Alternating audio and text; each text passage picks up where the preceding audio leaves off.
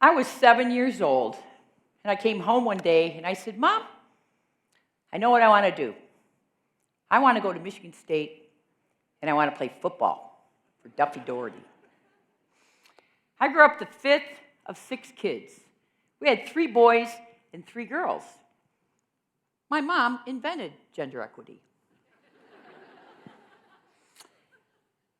And I was the 5th of 6, so I was the risk taker, perhaps reckless, and I definitely didn't follow any norms. And I was not a normal 7-year-old girl. I wanted to play with my brothers. I wanted to do everything that they did. And I wanted to play sports. And we played every sport there was. We'd go across the street, play baseball. We'd go out behind the backyard and play ice hockey. We'd go in the driveway and play basketball. But my favorite was football. Football in the backyard with all the boys. I was part of the neighborhood band of boys. I did everything with them, and I was usually the only girl, and I was usually one of the first ones picked. But I knew I was different. I was different from the other girls. They called me tomboy. That's apparently what you call girls that like to do boy things. But honestly, I thought I wanted to be a boy. I always thought I wanted to be a boy, and then at one point I realized I wanted to be an athlete. Well, along came the awkward age of teenager. The boys no longer invited me to play. It's not cool to get beat by the girls anymore. But they had better options. They got to stay after school and play sports, organized sports. They had coaches, they had uniforms. Me?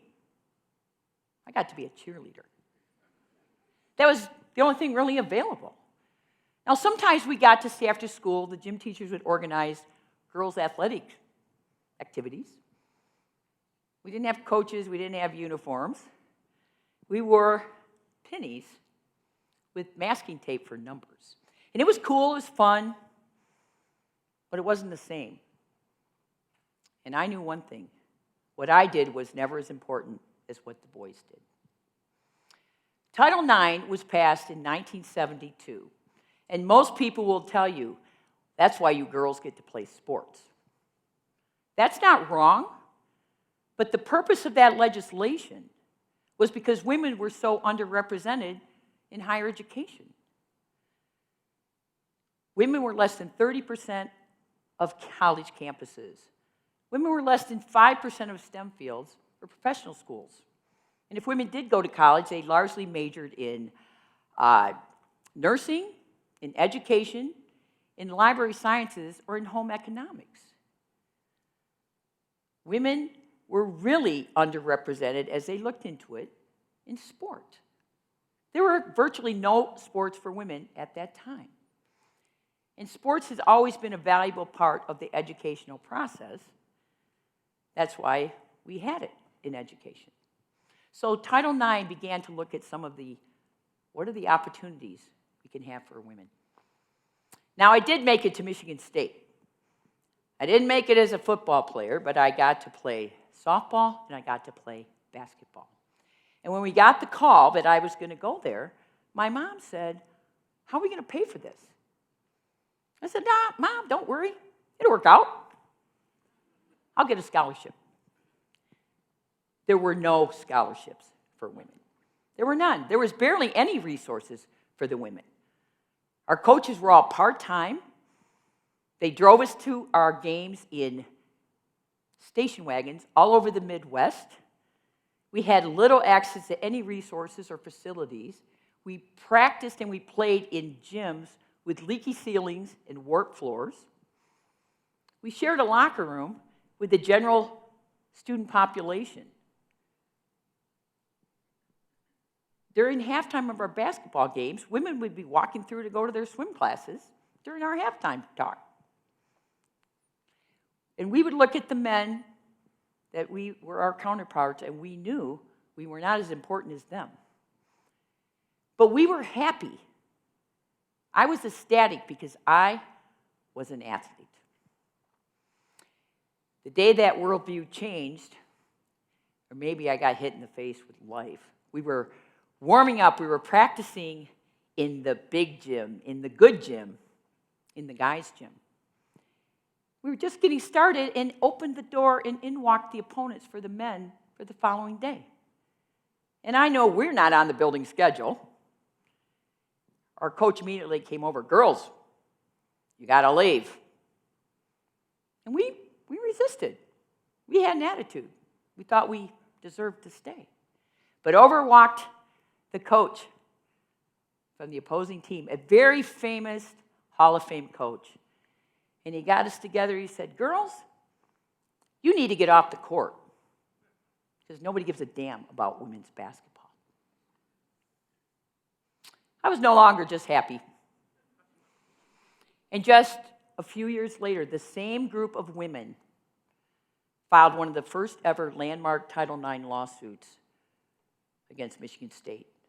Michigan State was required to provide equitable opportunities for its women's basketball. We had to use the law to gain access to equity, and we learned that the law only works if you use it. Well, I made my way down to Ann Arbor. I came here to be the assistant softball coach for $3,000 for the year. My mom said, I thought you were going to get a real job. Oh, Mom, don't worry. It'll work out. 2 years later, I became the head coach. And the first thing they said to me was, there are 3 sports here at Michigan that you need to be aware of. Code for stay out of their way. Football, winter conditioning, and spring football.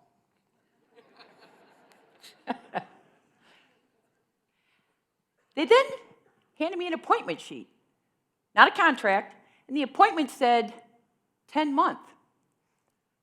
That means you get paid for 10 months of the year. It also said 50% athletics, 50% clerk typist. I was a secretary for the athletic department for the first, kind of blinks out, the first several years of my career. It was an uphill battle every day in those years. I used to run from my secretary desk over to the field, pull the weeds or rake the dirt, get us ready for practices or games. I'd look across at baseball, and I'd see them out on their field with full-time coaches and practice gear, laundry services, and a grounds crew. And I knew we weren't as important. We were still driving our student athletes to games in cars and vans with the coaches driving. We still had very few scholarships, very limited resources.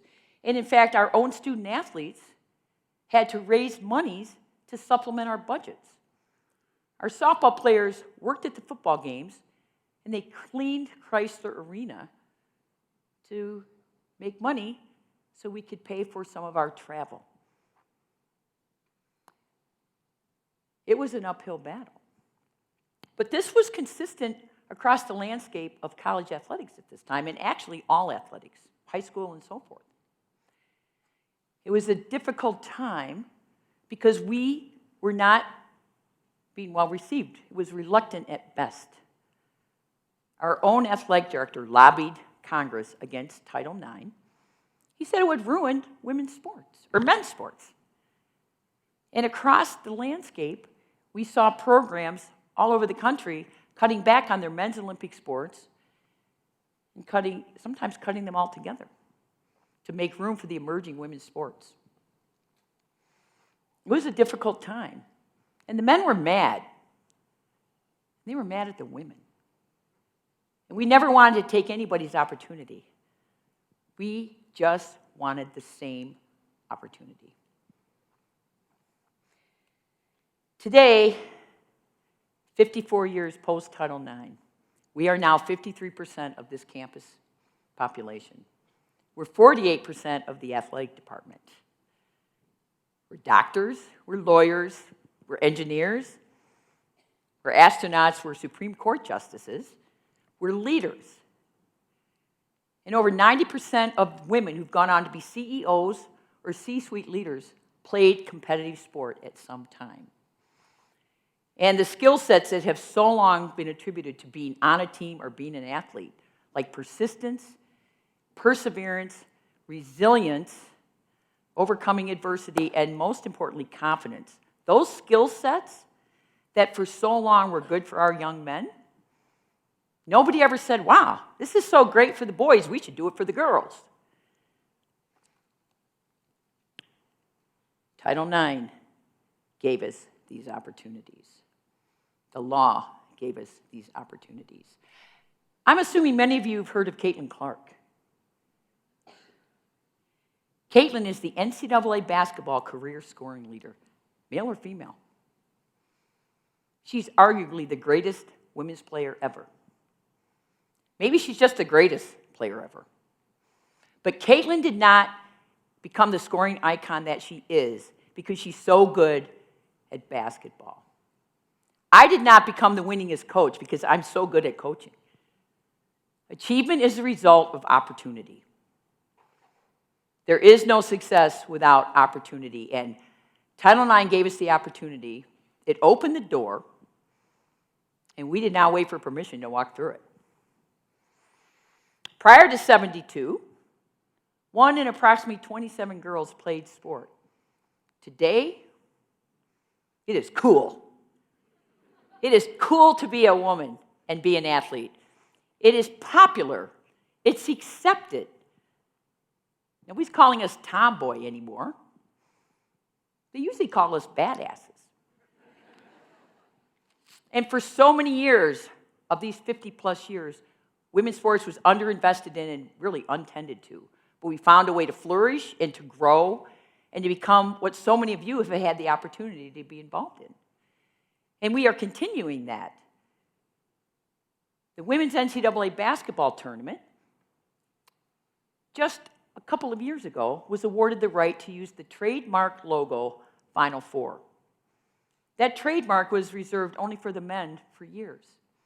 The men's NCAA basketball tournament, it's worth billions of dollars, for decades has rewarded the member institutions who participate in that tournament with money.